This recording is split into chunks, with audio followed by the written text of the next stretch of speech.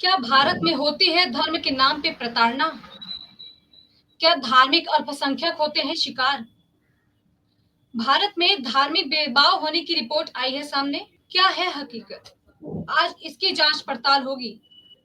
क्यों अंतरराष्ट्रीय स्टार पर ऐसे सवाल उठ रहे हैं कि भारत में धार्मिक उत्पीड़न होता है और मुस्लिम ईसाई समुदाय पर भेदभाव होता है? क्या भारत जैसे धर्मनिरपेक्ष पर आरोप लगाना सही है, जहां गंगा जमुनी तहजीब पे लोग रहते हैं? क्या सरकार धार्मिक प्रतिबंध लगा रही है? क्या सरकार भेदभाव कर रही है? नमस्कार, एमटी टॉक शो में आपका स्वागत करती हूं मैं दीक्षा मिश्रा। आइए पड़ताल शुरू करते हैं। धार्मिक प्रतिबंधों के मामले में भारत भी टॉप 25 देशों में शामिल।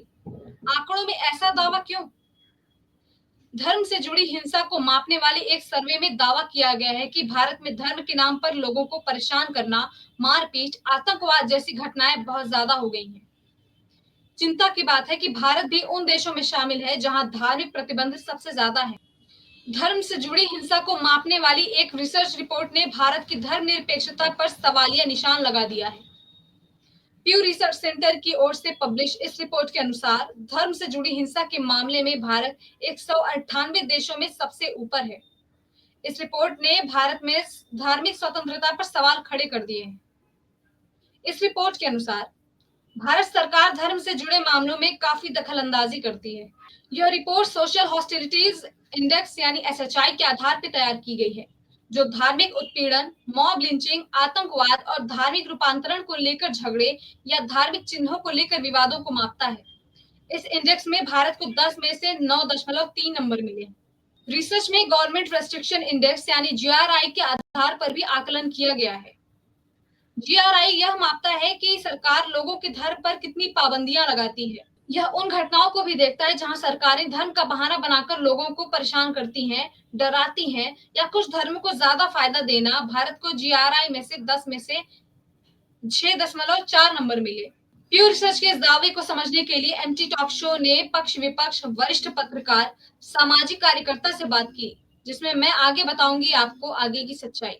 रिसर्च में धार्मिक प्रतिबंधों के मामले में भारत की क्या स्थिति है?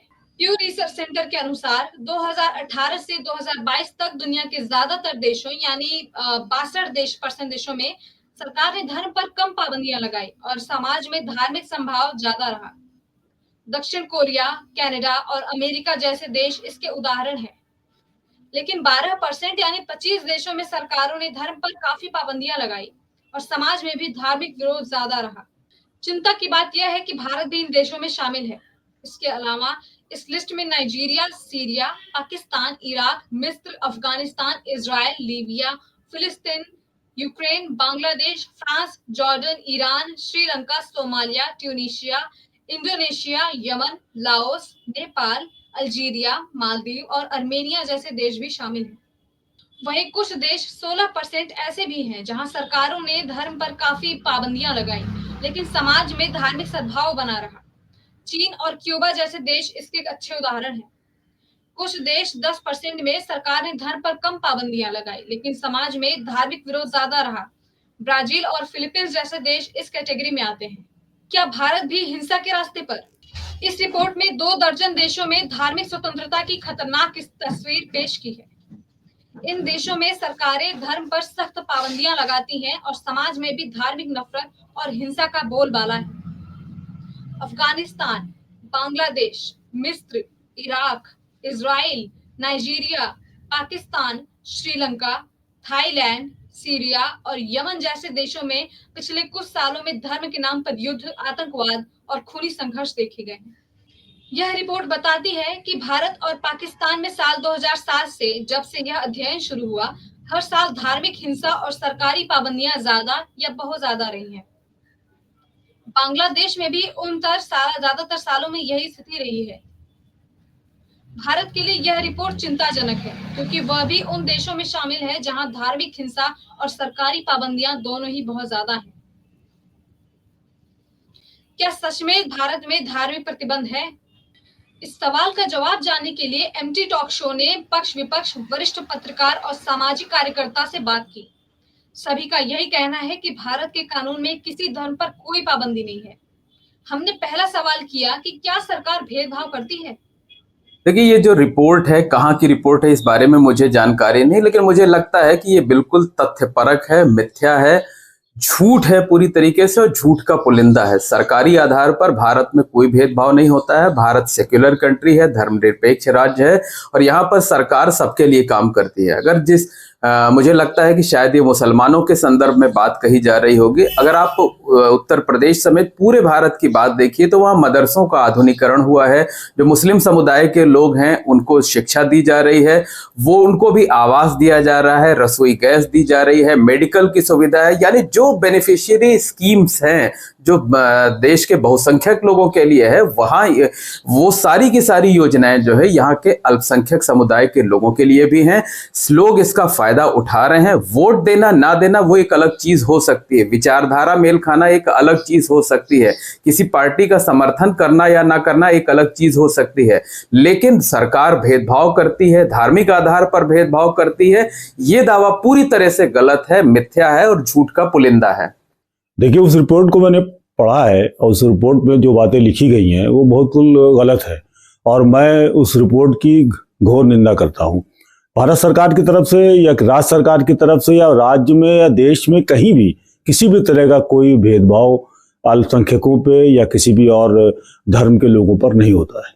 हमने यह भी पूछा कि क्या सरकार पूजा पद्धति पर रोक लगाती है अल्पसंख्यकों को। सुनिए उन्होंने क्या कहा। अरे ये तो एकदम मतलब मजाक करने वाली बात हो गई। कहीं कोई रोक नहीं है, जिसकी जहां मर्जी होती वहां जाता है, अपना नमाज पढ़ता है, इबादत करता है, खुदा की बारगाह में सजदे लगाता है। बल्कि सरकार तो यहाँ पर इंतजाम करती है, व्यवस्थाएं करती है। ईद का मौका हो, अलविदा जुमा का मौका हो, मुहर्रम में जुलूस निकाले जाते हैं, बारवफात पर पूरी रात जुलूस निकाले जाते हैं, उसमें पुलिस और प्रशासन सक्रिय रूप से भूमिका अदा करता है। तो यहाँ पर लोग पूजा और इबादत नहीं कर पाते हैं, खुदा की बारगाह में सजदे नहीं अदा कर पाते हैं, नमाज नहीं अदा कर पाते हैं। ये मतलब इस तरीके के आरोप लगाना, ये तो मतलब मजाक वाली बातें हो गई। यहाँ पर हर कोई जो है अपने धर्म के मुताबिक, अपनी पूजा पद्धति के मुताबिक पूजा करता है, इबादत करता है, और इसके साथ साथ जो सरकार है, जो सरकारी अमला है, वो उसमें पूरी तरह से व्यवस्थाओं को बनाए रखने में सहयोग करता है। नहीं, बिल्कुल नहीं। मैं तो पिछले काफी दिनों से देख रहा हूँ, पत्रकारिता में भी हूँ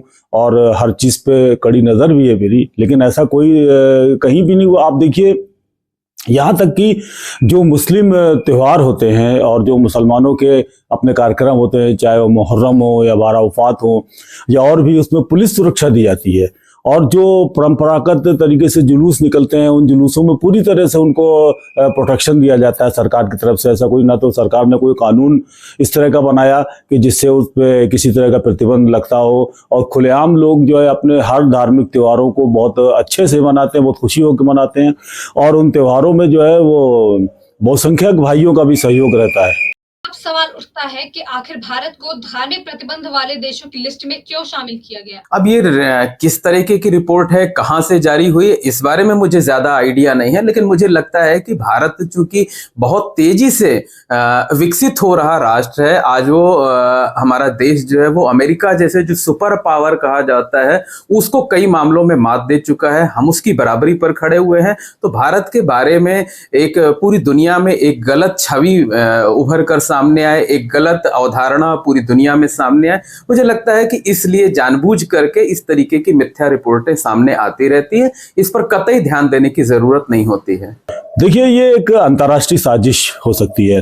भारत का लोकतंत्र जो दुनिया का सबसे बड़ा लोकतंत्र है, और इस भारत में मुसलमानों की संख्या भी बहुत ज़्यादा है, तो इस तरह से एक भारत को एक अंतर्राष्ट्रीय स्तर पर कुछ देशों की एक साजिश हो सकती है, जिस तरह भारत को अंतर्राष्ट्रीय स्तर पर बदनाम करने के लिए जो है वो इस तरह की रिसर्च जारी की जाती है। और आप खुद देखिए कि आप चाहे बांग्लादेश में देख लीजिए, पाकिस्तान में देख लीजिए, कितना अल्पसंख्यकों पर अत्याचार होता है, और वहाँ किसी तरह हर तरह की कानून बना करके उनको जो है वो रोका जाता है। लेकिन भारत में ऐसा कुछ नहीं। देखिए, यहाँ पर जो रिसर्च सेंटर में जो बात कही गई है प्रू की इस रिसर्च में, देखिए, धार्मिक हिंसा होना एक अलग बात है, वो एक कुछ समूह करते हैं, और इसमें सरकार की कोई भूमिका नहीं होती। सरकार जो है वो तो रोकती है जब भी कहीं कोई बात होती है। आप देखिए कौन सी ऐसी हिंसा हुई जहां पे सरकार ने बहुत कड़ी कार्रवाई नहीं की हो। इस पर कुछ लोगों ने कहा कि भारत को इस लिस्ट में शामिल करने की बहुत सारी वजहें हैं। पिछले 10 से 11 साल से भारत में यही काम हो रहा है। मस्जिदें तोड़ी जा रही हैं। गुजरात के अंदर 10 मस्जिदें तोड़ी गई और एक 500 साल पुराना कब्रिस्तान ध्वस्त कर दिया गया। हर जगह मस्जिद के नीचे शिवलिंग तलाश किया जा रहा है। सर्वे हो रहा है कि 500 साल पहले इस मस्जिद के नीचे क्या था। आज दुनिया बहुत छोटी हो गई है। ऐसा नहीं हो सकता कि कहीं कुछ जगह की बात हो और वह दुनिया के दूसरे कोने तक ना पहुंचे। भारतीय जनता पार्टी को लगता है कि मुस्लिम विरोधी विचारधारा से उसे फायदा होता है। जिस भी तरीके से भारतीय मुसलमानों को आहट पहुंचे, वही काम बीजेपी करती है। वक्फ बोर्ड, 3 तलाक के खिलाफ कानून लाना, यूनिफॉर्म सिविल कोड का भी यही मकसद है। जबकि कानून यह कहता है कि मंदिर मस्जिद की स्थिति 1947 जैसी ही रहेगी, उसे बदला नहीं जा सकता। इसके बावजूद अदालतें इस कानून के खिलाफ आदेश दे रही हैं। भारत में किस तरह की धार्मिक पाबंदियां हैं? भारत का कानून धार्मिक पाबंदियों की बिल्कुल इजाजत नहीं देता है, लेकिन भारत में कानून का मजाक बनाया जा रहा है। अगर हाईकोर्ट का जज ये बात करेगा कि देश बहुसंख्यकों की भावनाओं के अनुसार चलेगा, तो संविधान तो खत्म हो गया, कानून रह ही नहीं गया। ये बात कहने वाले हाईकोर्ट का जज है और कल भी रहेगा। वह अपनी मर्जी से फैसले करेगा। एक मुख्यमंत्री कह रहा है कि मैं गर्मी निकाल दूंगा, मिट्टी में मिला दूंगा। ये संविधान के अनुसार नहीं है। बिहार का केंद्रीय मंत्री यह कह रहा है कि मुसलमानों की दुकानों से कोई चीज ना खरीदी जाए। अगर भारत में आप संविधान के खिलाफ काम करेंगे तो आप मंत्री भी रहेंगे, मुख्यमंत्री भी रहेंगे, हाईकोर्ट के जज भी रहेंगे, तो कानूनी तो मजाक बनकर रह गया है। लेकिन इस पर समाज निंदा करता है और कानून सम्मत कार्यवाही भी होती है। क्या भविष्य में भारत को धार्मिक स्वतंत्रता कभी मिल पाएगी? इस पर एक नेता का कहना था कि भारत हिंदू मुसलमान मोहब्बत के लिए जाना जाता है। ये स्थिति कुछ समय के लिए है, ऐसी स्थिति हमेशा नहीं रहने वाली है। इस देश में आप हिंदू मुस्लिम के बीच गलतफहमी कुछ समय के लिए पैदा की जा सकती है, लेकिन हमेशा ऐसा नहीं रहेगा। भारतीय जनता पार्टी कुछ समय के लिए तो फायदा उठा सकती है और उठा रही है, लेकिन ये मुमकिन नहीं है कि ऐसा चलता रहेगा। अंग्रेज भी भारत आए, देश के लोगों ने मार कर भगा दिया। मुगल आए, खत्म हो गए। देश के लोग बहुत धर्मनिरपेक्ष हैं। क्या प्यू रिसर्च की रिपोर्ट गलत है?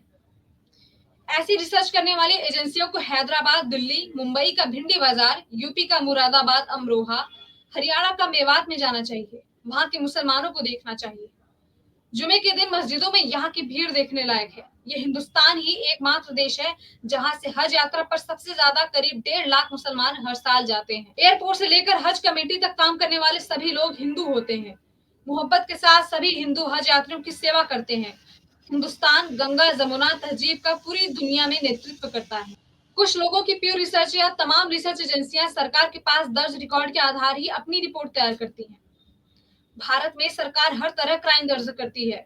अगर भारत सरकार क्राइम का रिकॉर्ड दर्ज ही ना करे तो रिसर्च एजेंसियों के पास डेटा भी नहीं जाएगा।